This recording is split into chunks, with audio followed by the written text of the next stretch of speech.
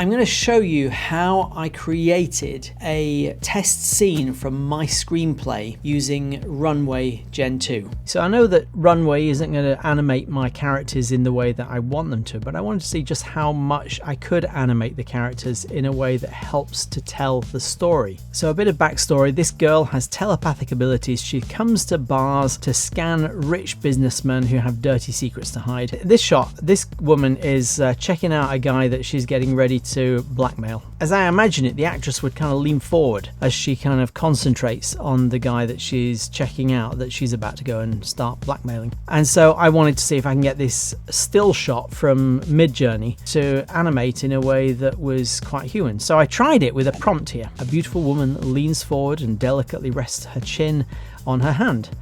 And this is what I got. Not a thing. No movement at all, or at least no meaningful movement, no leaning on the chin. So I thought, well, let's try simplifying it, and I tried it again. A beautiful woman leans forward, and this is what I got. Not much better, to be honest.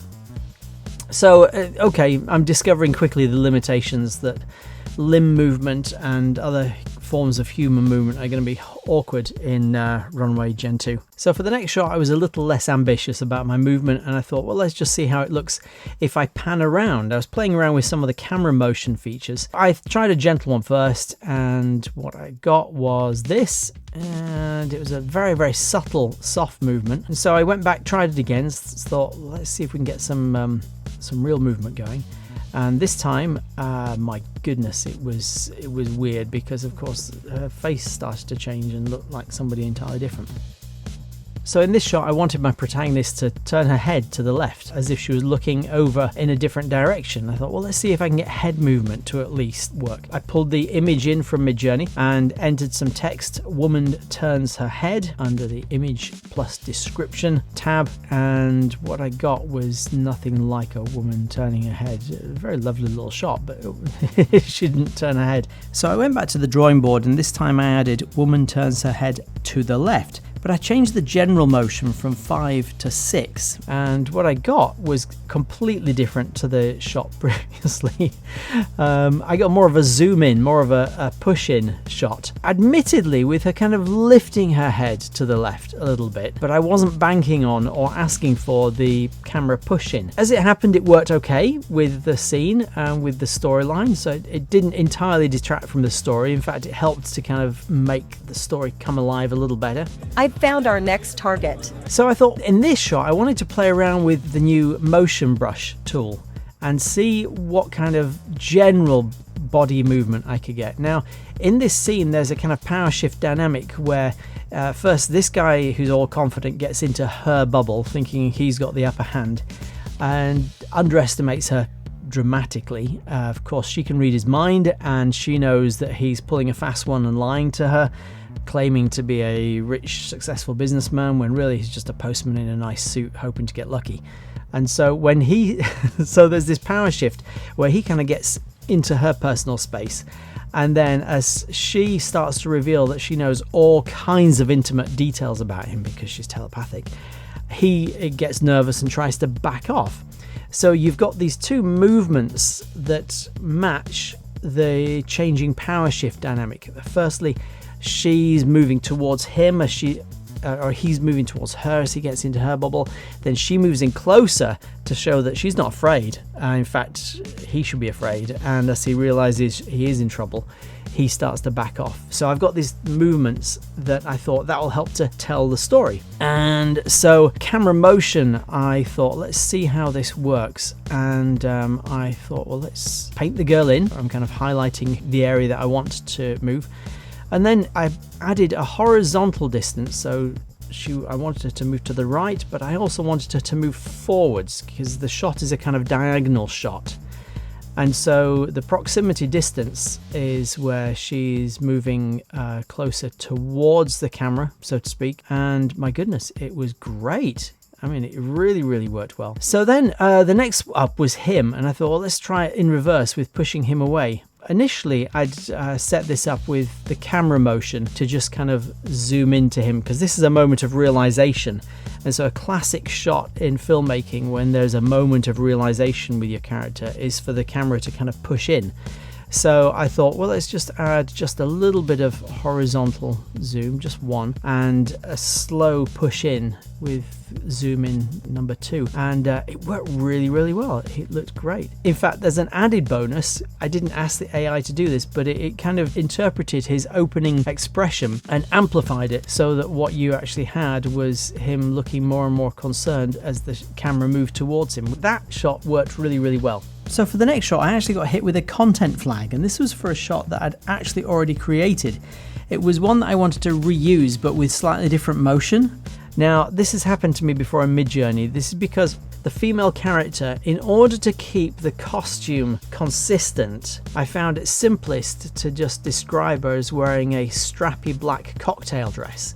And that gave me really consistent results. It works great in terms of costume consistency, but the downside is that sometimes the software seems to think that she's NSFW, so to speak, and I seem to have fallen foul of their nudity policy, even though she was fully dressed in the bar in her cocktail dress.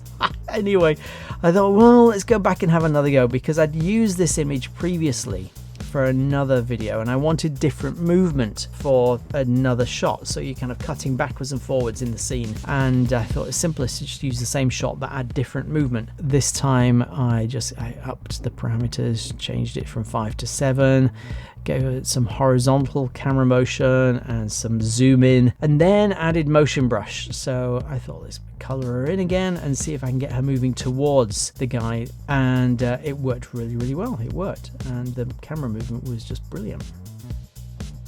So for this final shot I want to talk about, I essentially did the same thing in reverse with the guy who was backing off. So I'd had her stepping into his bubble and using camera motion to kind of have her moving towards him. And I thought, well, let's try it in reverse with him backing off, getting nervous. So I went and coloured the guy in, and I gave him some just gentle horizontal and proximity distance in reverse this time. So he's moving to his right and moving backwards just a little bit. And this is what it looked like. Yeah, too gentle, not so much. Yeah, I needed it to be stronger. So back to the drawing board again, and this time I moved the horizontal distance from, whoa, not 10, but 5, and the proximity distance matching exactly at 5 because it's a diagonal angle and I wanted him to move both backwards and to his right. And this time, oh yes, it worked. Yeah, so that worked really, really well. So that's how I did this scene in Runway.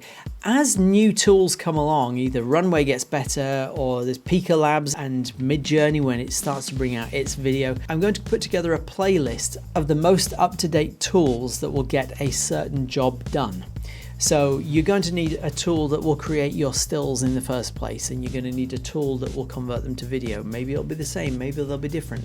You're going to need a tool for audio and dialogue. You're going to need a tool for motion capture. I don't think we will ever get to the point where AI will be able to replace actors.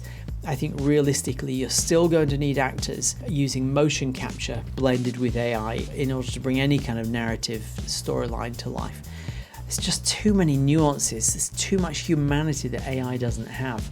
AI is artificial head, but it's not artificial heart, and it's only artificial. So I doubt that you'll ever be able to successfully create a great AI film without actors. If you're a screenwriter and you would love to bring your screenplay to life in a more animated way, AI filmmaking tools are a great previs tool, as well as ultimately being able to put together a trailer for your screenplay that will either aid in selling the screenplay or just the joy of actually seeing the thing that you've been working on brought to life. I mean, it's so much fun taking a scene from your screenplay and turning it into something that becomes a lot more visual. If you've poured all this time into creating a screenplay, if you're like me, you can't wait to see it actually brought to life visually, because ultimately it's a visual medium, not a written medium. It's so exciting to see it come to life, and that's what this channel is all about, helping to bring your screenplay to life using emerging AI tools.